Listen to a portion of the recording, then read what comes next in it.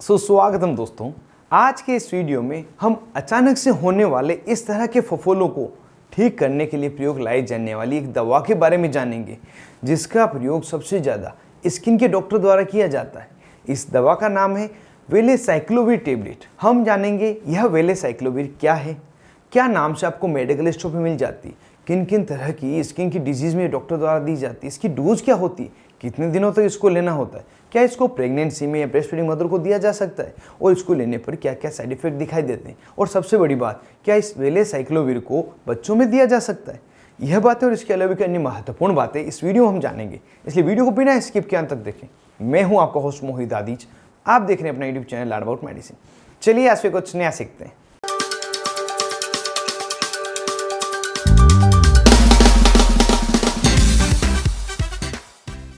Hello friends, नमस्ते दोस्तों। वेलेसाइक्लोविर एक एंटीवायरल ड्रग है जो वायरस द्वारा होने वाले इन्फेक्शन को ठीक करने के लिए प्रयोग लाई जाती है। यह दवा वायरस के डीएनए पर डायरेक्टली कार्य करती है और वायरस की ग्रोथ को रोक देती है, जिससे कि वायरल इन्फेक्शन ठीक हो जाता है। यह वेलेसाइक्लोविर एसाइक्लोविर की प्रो ड्रग है, फिर भी यह एसाइक्लोविर से मोर इफेक्टिव है, ज़्यादा अच्छा असर करती है। अगर कंपैरिजन किया जाए तो वेलेसाइक्लोविर एसाइक्लोविर के मुकाबले 55% अच्छा असर बताती है। इसी कारण से हाल ही के दिनों में स्किन के डॉक्टर द्वारा यह दवा ज़्यादा प्रयोग ली जा रही है। अगर वेलेसाइक्लोविर टेबलेट की स्ट्रेंथ की बात करें तो ये 2 स्ट्रेंथ में अवेलेबल है। पहली 500 मिलीग्राम की स्ट्रेंथ तथा दूसरी 1000 मिलीग्राम की स्ट्रेंथ, जिसको 1 ग्राम भी लिखा जाता है। यह दवा मेडिकल स्टोर पर आपको पर्टिकुलर वेलेसाइक्लोविर नाम से नहीं मिलती है, कुछ ब्रांड नेम से मिलती है, उसको भी हम जान लेते हैं। कुछ पॉपुलर ब्रांड नेम जैसे कि वेलसिविर टेबलेट, हर्पीवेल टेबलेट, जिमीविर टेबलेट, वेल्टोवाल टेबलेट, वेलामेक टेबलेट, यह इसकी कुछ पॉपुलर ब्रांड है जो आपको फ्रीली कहीं पे भी मिल जाएगी, और हो सकता है इसके अलावा भी दूसरी ब्रांड भी आपको मिल जाए, क्योंकि बहुत ही ज़्यादा लिखी जाने वाली दवाएं सभी डॉक्टर अपनी चॉइस के अकॉर्डिंग लिखते हैं। इसकी प्राइस को अगर जाने तो यह 3 टेबलेट की स्ट्रिप पैकिंग आती है। सभी ब्रांड्स की अलग अलग प्राइस होती है। जो एवरेज प्राइस है वो 180 रुपये से लगाकर 250 रुपये प्रति 3 टेबलेट है। जी हाँ दोस्तों, थोड़ी महंगी टेबलेट है। 3 टेबलेट आपको इतने मिल जाती है, जो भी सस्ती मिले उसे आप खरीद सकते हैं। अब अगर यहाँ पे इस टेबलेट के यूजेस को जाने किन किन स्थितियों में दिया जाता है, तो जैसा कि हमने वीडियो की शुरुआत में जान ही लिया था कि स्किन डिजीज़ को ठीक करने वाली की एंटीवायरल ड्रग है, तो वायरस द्वारा होने वाले इन्फेक्शन को ठीक करने के लिए इसका प्रयोग लिया जाता है। स्किन से जुड़ी हुई वायरल इन्फेक्शन, जिसमें मुख्य रूप से हर्पीज़, यह हर्पीज़ अलग अलग तरह का होता है, जिसमें हर्पीज़ सिम्प्लेक्स, जिसे हम हर्पीज़ लिबिलियासिस भी कहते हैं, और हर्पीज़ जोस्टर, इन दोनों को ठीक करने के लिए इसका प्रयोग लिया जाता है। अगर हर्पीज़ सिम्प्लेक्स की बात करें तो ये ओरल तथा जेनिटल दोनों जगह होती है। अगर चेहरे पर होती है तो ये होठ पर होगी, गोल तरह का चकता बन जाएगा। इसमें खिंचाव होगा, इरिटेशन हो सकता है, दर्द हो सकता है, और लाल लाल ये हो जाएगा, तो इसे हर्पीज़ लिबिलियासिस हम कहते हैं। और इसको ठीक करने के लिए यह टेबलेट डॉक्टर द्वारा दी जाती है, और यही हर्पीज़ सिम्प्लेक्स जेनिटल पार्ट पे भी होता है। तो उस समय पे भी जो लक्षण है वहाँ पे छोटे छोटे दाने हो जाना, खिंचाव होना, खुजली होना, यह तरह की समस्या होती है, तो यह टेबलेट उस समय प्रयोग ली जाती है।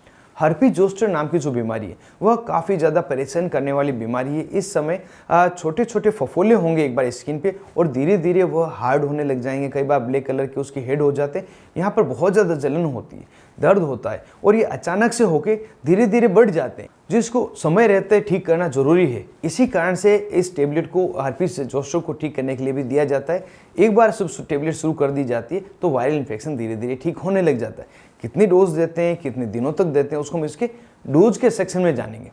इसके अलावा इस दवा का प्रयोग कुछ अन्य जगह पे भी किया जाता है। जैसे किसी व्यक्ति को ऑर्गन का ट्रांसप्लांट किया हो, जैसे किडनी का ट्रांसप्लांट किया हो, तो उसमें वायरल इन्फेक्शन होने के डर होते हैं, तो उस वायरल इन्फेक्शन के प्रोटेक्शन के लिए यह दवा दी जाती है, जैसे कि वायरल इन्फेक्शन व्यक्ति को नहीं हो। किसी व्यक्ति को अगर कैंसर की कीमोथेरेपी चल रही हो, तब भी जो इम्यून सिस्टम है थोड़ा कमज़ोर हो जाता है, तो वायरल अटैक होने के चांस रहते हैं, तो उस समय में भी सपोर्टिव मेडिसिन रूप में यह दवा दी जाती है, जिससे कि उन्हें वायरल इन्फेक्शन नहीं हो।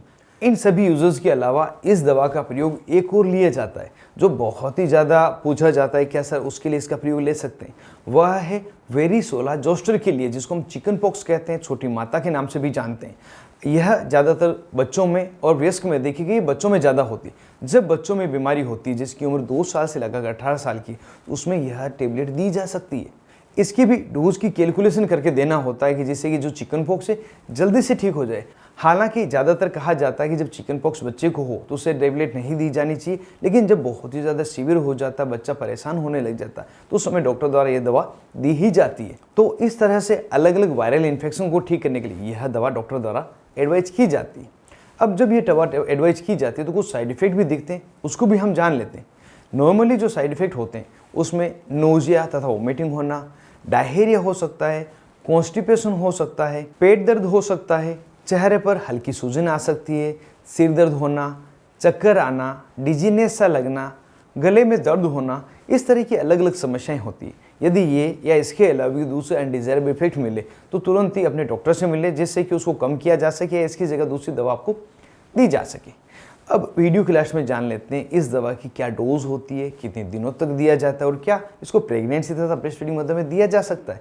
तो अगर डोज की बात करें तो इसकी डोज प्रत्येक बीमारी के लिए अलग अलग होती है।